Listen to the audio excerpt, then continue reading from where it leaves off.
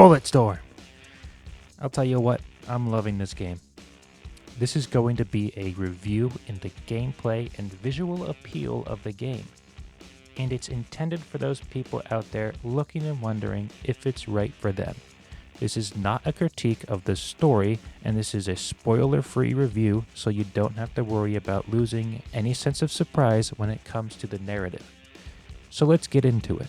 Bulletstorm is a classic first-person shooter, obviously, and it is full of testosterone. I like to think that this game might be if Borderlands, Gears of War, and Halo had a threesome and you can't really tell who the father is. It's like looking at Fred Durst and going, hell yeah. Gearbox is the publisher and the developer is People Can Fly.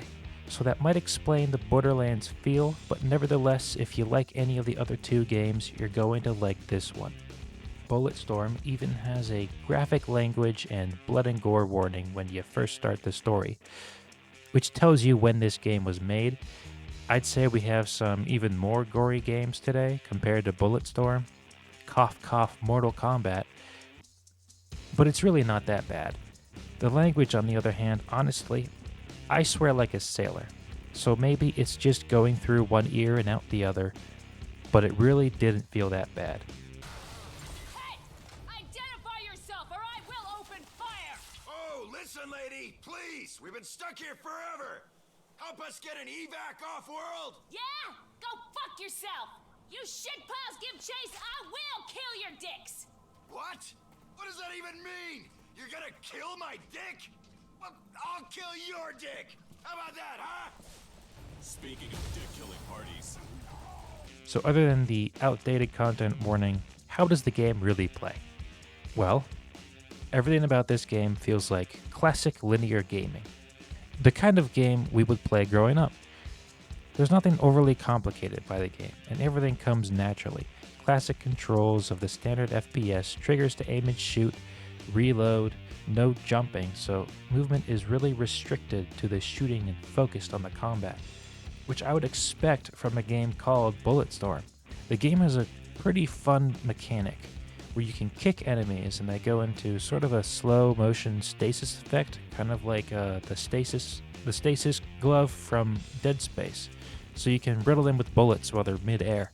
Later on in the first level, they introduce a lasso, which you can use to pull enemies that are further away closer to you. And then you can kick them, and then they lasso them back, and then they kick them, and then lasso, kick, lasso, until they splatter on the wall and you get that graffiti bonus point effect. On that topic, this game leans into the arcade style and feel, with tying in with the narrative a reason for the player to want to kill enemies in different ways. After you get the lasso and use it to interact with the loadout drop, you end up getting the heads-up display for the first time, showing you the ammo count and showing you the points you earned for killing enemies in specific ways, getting headshots, shooting them in the throat and watching them choke to death, blowing them to smithereens, kicking them into spikes, kicking an explosive barrel into them, shooting a limb off. Okay, so maybe the gore is kind of intense, but it's really manageable, if you're man enough. Visually, this game holds up really well. Now, it isn't terribly old. It's not like a PlayStation 1 game. It only came out in 2011. I got the full clip edition, which came out 2017, so maybe there are some graphical improvements, I'm not sure, but still the game definitely looks good. The character designs look kind of more like a toned-down Gears of War Muscleman aesthetic going on with them, but it's still brimming with that testosterone feeling.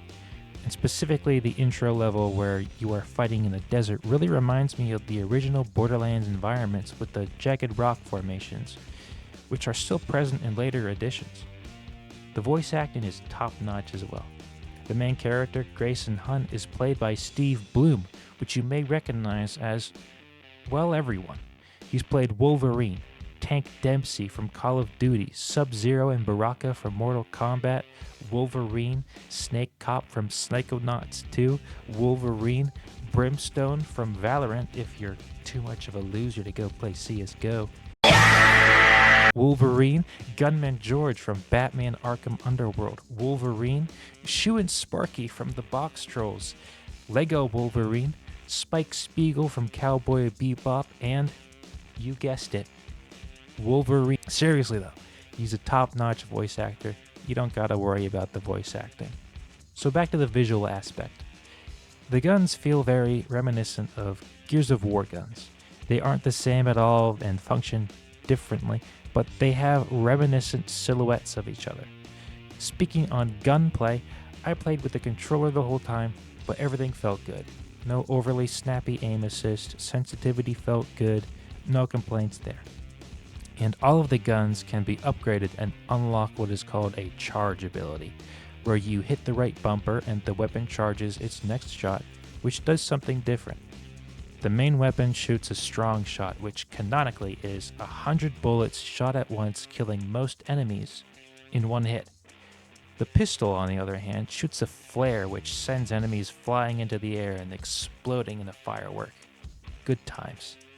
Aside from the single-player story mode, it also features a 4-player multiplayer game mode alongside the main campaign, which unfortunately does not have co-op.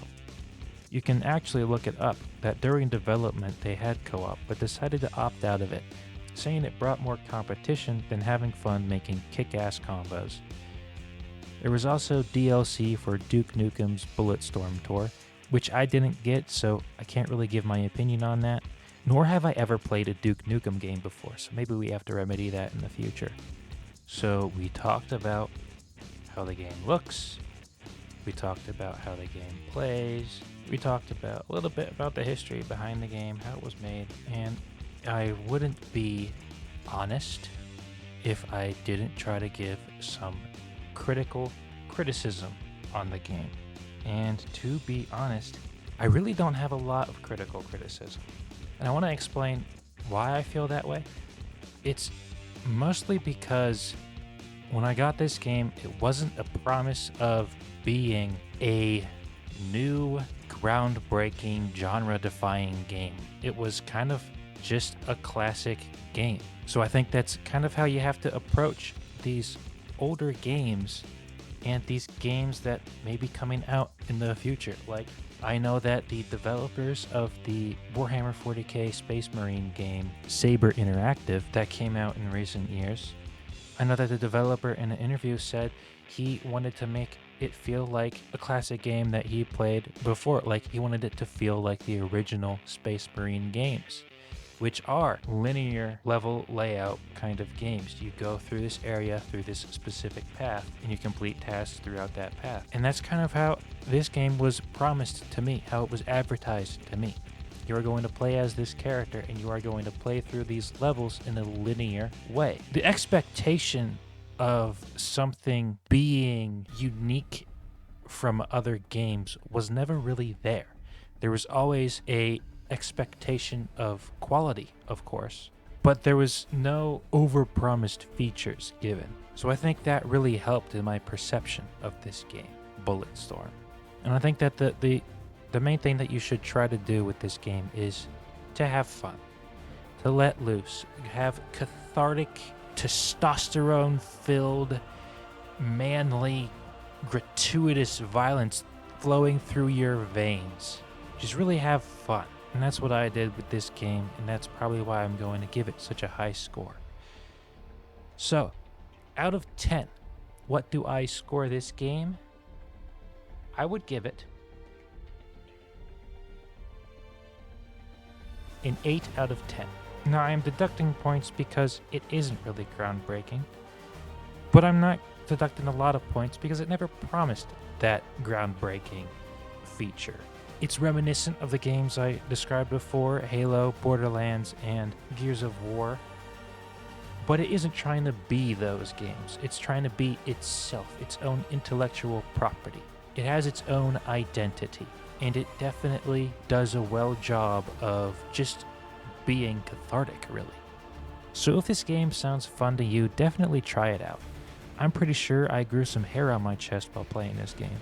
Now, if you'll excuse me, I have to go shave my beard into a soul patch and get a tribal tattoo on my neck.